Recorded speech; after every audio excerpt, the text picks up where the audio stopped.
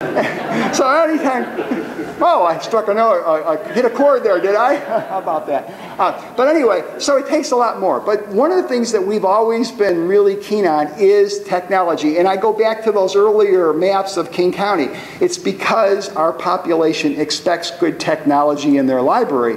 And we have to live up to that. And I think that's one of the things that has certainly driven where we are. Again, I'll talk about that more in a minute. But we've used private entities to help us with our web design over the years. We've brought in highfalutin, high-tech companies to help us with branding. We were one of the first libraries to do federated search.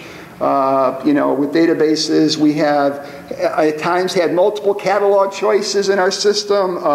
We spend, and we have been spending for the last umpteen years, over $1 million a year on databases. I don't know if it's doing any good, but we keep spending it, and they tell me the students really like it a lot. So I guess it's important to do that. And it does reduce the number of reference books we have in our system. So I guess that's a good thing.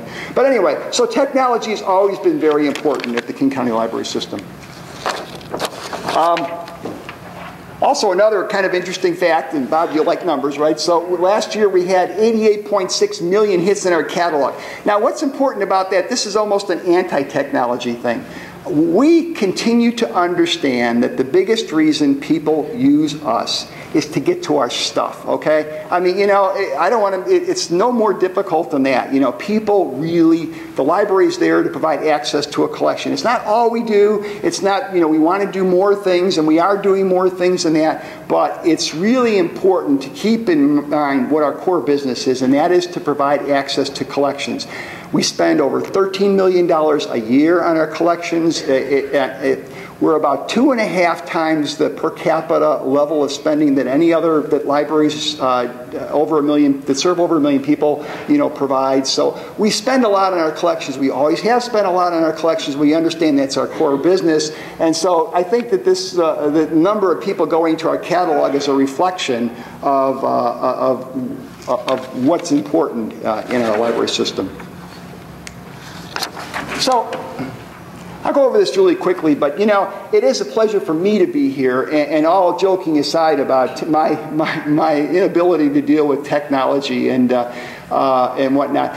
I've had a real great opportunity, and kind of like Marcia was talking about too, we've seen so many changes over the years. So I was just thinking, I started my career, my professional career in 1973 at the Chicago Public Library. And one of my jobs at the Chicago Public Library, after I had worked in the libraries and been a manager of a library on the south side of Chicago again, was to be head of circulation. Now at that time, we had, does anybody remember the old Recordax system where you took a picture of the transaction? Remember that? Okay, you had a transaction card, you had the library card, and you had the book, book card. And you took a picture of that, And if somebody didn't return their book, the idea was you're supposed to do a picture of that, if you photocopied a picture of it, and you sent to them as an overdue notice. Well, in Chicago, they never got around to that part of it, so these things stacked up. So they decided they had this department called System-Wide Circulation. And what they did was, anytime they had a really bad staff member, and believe me, I was head of personnel at one time, they had some really bad staff members, they would send them down the System-Wide Circulation where they'd sit there and, if they were sober, and if they would kind of look at these screens or whatever else. And in the meantime, these things they were piling up almost to the ceiling. We hadn't done an overdue notice in 3 or 4 years. I mean, we had a backlog that went that far back. So I had a chance to work with some folks, and this is my first introduction to technology, kind of fresh out of library school, and it was back in the time of the punch cards and things like that. So we took a page out of, excuse the pun, out of MasterCard, and we developed at least this book list of the last 4 digits or the last 5 digits of library cards that were overdue, so that when people at the libraries checked out a book, they could check this list, and that's the way they used to do it in the stores, if you remember. MasterCard had this master list, and you looked at that, and that was the deal. And believe it or not, back in the mid-70s, that was considered high-tech, and everybody got really excited about that. They were so excited that they made me head of personnel, to work with more people like the ones that were in system-wide circulation. But anyway, So then, when I was at the Idaho Falls Public Library, at that time, we were a CLSI library, one of the first libraries to have CLSI. Well, it wasn't working out very well. You know, it was a vendor that wasn't being responsive. Go figure. We needed to do something. We needed to move. We needed to make some changes. And this all started, I could go on about this, and Jed would get real excited because he used to work for the company, but we were one of the first customers of the Dynex folks, who were called something else before that. And they were basically a couple of people, a couple of guys, I think, who got together in the basement of the BYU library, and when their CLSI system didn't work out, they put the backup system onto, I think, an old Apple or something like that, or I guess at that time it was a new Apple, and it worked, you know.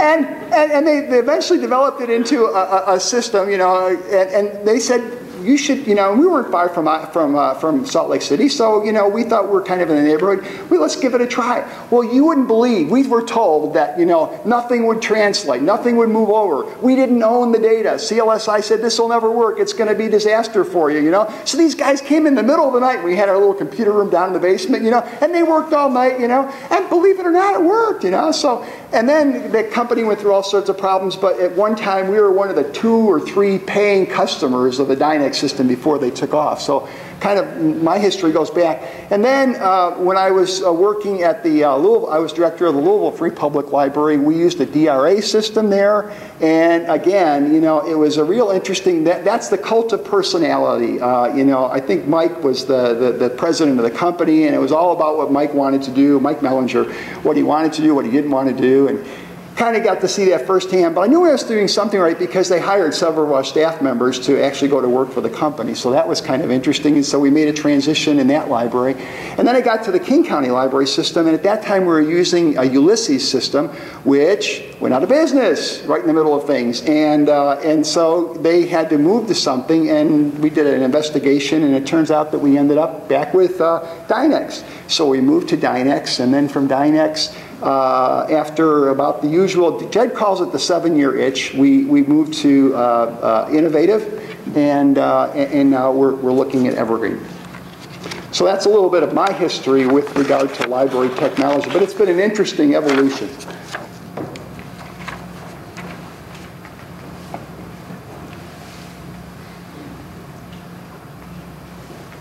So here's the part where I talk about what I really came here to mention. I wanted to kind of give you a little bit of history, and there's going to be more this afternoon about the King County Library System and what we're doing. But I wanted to really answer some of these questions, and I kind of developed these questions sitting in the audience at the PLA conference when there was a presentation about open source. And I wanted to kind of talk about what led KCLS to look at open source in the first place, because I think that's a really interesting story, that especially those of you who represent libraries that are kind of thinking about things, I want to tell you what happened to us to cause us to do this. And I want to first of all start by thanking the people of Georgia and British Columbia and Indiana and Grand Rapids for all the fine work that let's give them a round of applause for